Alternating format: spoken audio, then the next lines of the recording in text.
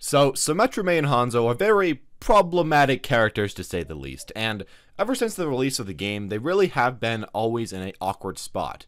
Never completely unplayable, but almost always with a very low play rate, but still there's almost always been quite a few top 500 players with all these characters. Jardio playing MEI, Stevo playing SYMMETRA, and a lot of other SYMMETRAs in the top 500 obviously, and of course Waxu playing HANZO, so obviously there is potential with these characters.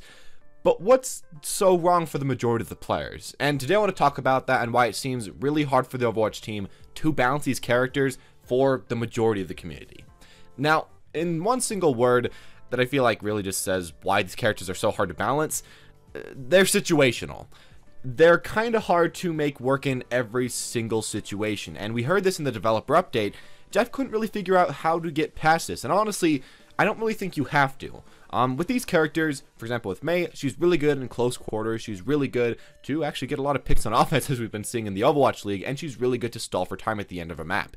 That's just kind of what she's good at, and that's when you're probably going to be picking her, and that shouldn't have to change. Now personally, I would like if they added more situations where you could play MEI. Maybe make so that her range is a little bit further so she can be played more in the mid-range, or maybe make so that her ultimate's a little bit stronger so you can happen to pick her more on offense. There's a lot of ways to increase her situational awareness or pickness, but I don't think they should completely try to make her great at every single turn, because again, this is one of those games where I guess if you did that, it would just kind of make her way too strong, because she'd still be very good at her situation, but as well, she'd be super good at everything, or at least pretty good at everything, adding up to a character that feels kind of oppressive. And that's the problem. It's kind of hard to get the mix between a situational character and a character that you can pick at all the time. And I think the way the game was balanced, there shouldn't really be any characters that you can pick all the time. But the way we're playing the game with one tricks and everything, we are trying to play certain characters all the time, which, you know, is kind of conflicting. And maybe what they can do is balance the game based off of one tricks and try to make every character playable always. I don't really think that's way too possible though, especially with such situational kits like MEI's, for example, again, because it really is good only in 3 main situations. Now, a different thing I want to talk about to why these kits seem so hard to balance, at least in my own opinion, is the way that their damage values kind of come up. A lot of their damage with these characters, SYMMETRA, MEI, and HANZO again, kind of have to charge up for a little bit and then do damage.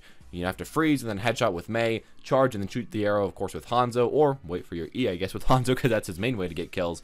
Or, of course, SYMMETRA, consistently hit the opponent until you finally get enough charge on your left click that it starts doing big damage. With all these characters, they have slow but effective charging attacks, and the good thing about this is that they will do really great damage when they're in a great situation. When HANZO can get those picks and has time to do that, and when he's out in the open, he can do great damage, even better than a lot of the other more consistent characters. And of course, if you can get a lot of nice freezes and then kill people with MEI consistently, that can be nice as well.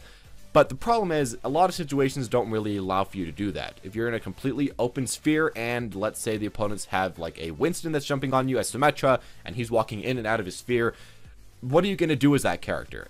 It's kind of hard for the developer to say, should I make so that SYMMETRA can just like go through this and make her a lot better as a character, or should I make so that she obviously can't, which is how they chose to do it, and instead just make Winston a good counter to this character. And that's kind of what happens. A lot of these characters I feel like are very countered by tanks and very countered by shields, and if you can play around those, they can play effectively.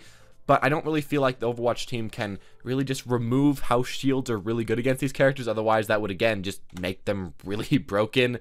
And also, I want to say that, you know, of course, the charge mechanic does make so when you actually get the charge off, it's very good. But as well, it does take a lot of time compared to other characters. And it makes so, and a lot of times, people just aren't really doing anything because they're waiting for that charge time to come up. So I guess that's one thing that I guess they could make the charge for a lot of these, like the freeze, take less time, or you could knock your arrow faster, or you could start charging up with your SYMMETRA beam faster. Those could just be number changes, but I feel like those are still really awkward to get just the right mix of strength compared to just dealing a ton of damage way too fast.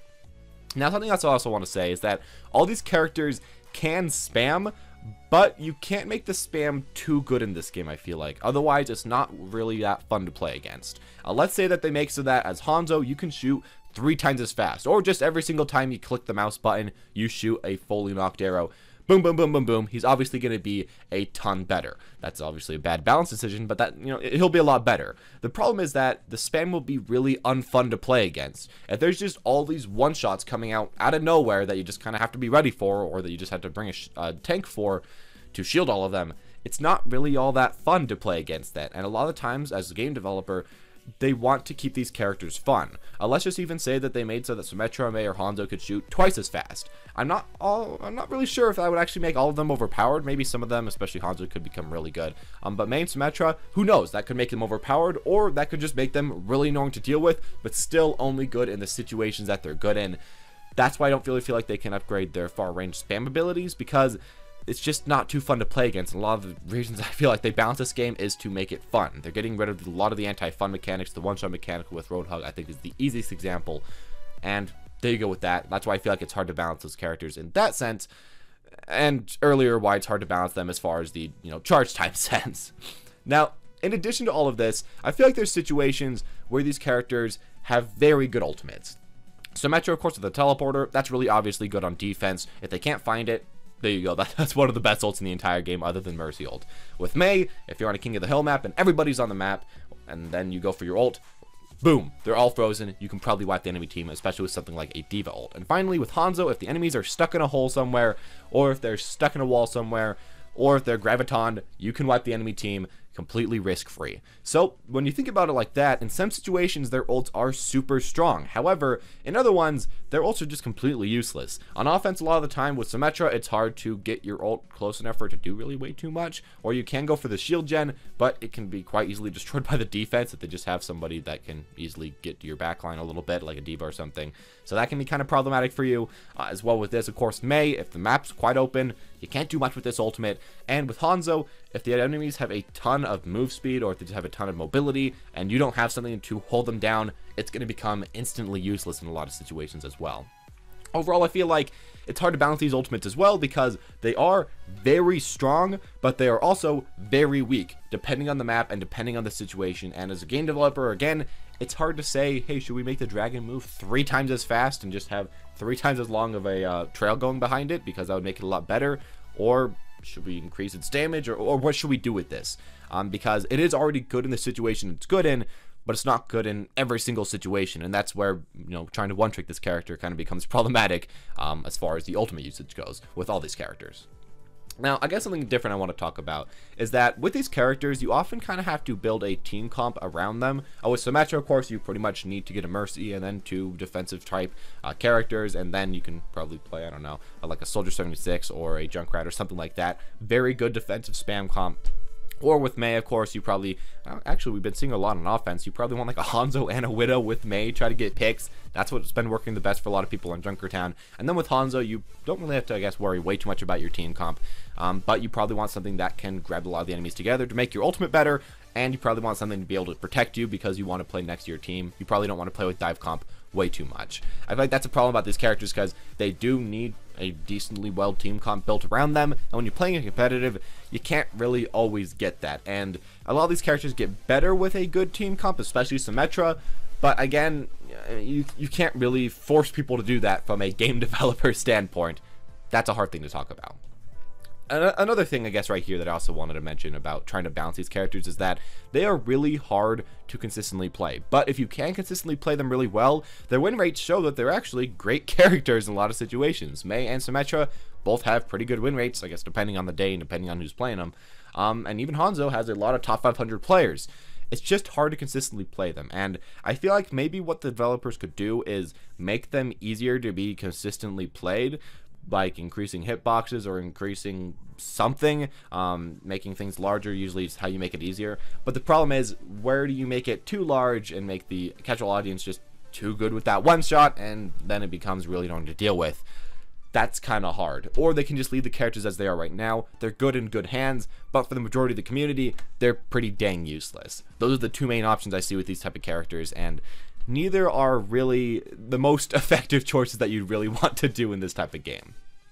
One of the final things I want to talk about with this topic is that there are a lot of counters for these types of heroes. I feel like with SYMMETRA, MEI, and HANZO alone, in a lot of cases, if you have a good Winston, he can just counter them. And I guess what they could do from the developer standpoint is, you know, remove the best counters in the game or make them a lot worse. But then that would completely mess up the meta, and that would make that character completely useless while rising this character up a lot. They just seem to be hard countered by quite a few characters, and I guess what you can try to do as a player is try to learn how to get countered the least amount possible against these characters. But, I mean, this is a game about swapping heroes, and you do have to kind of be expected to, you know, get countered.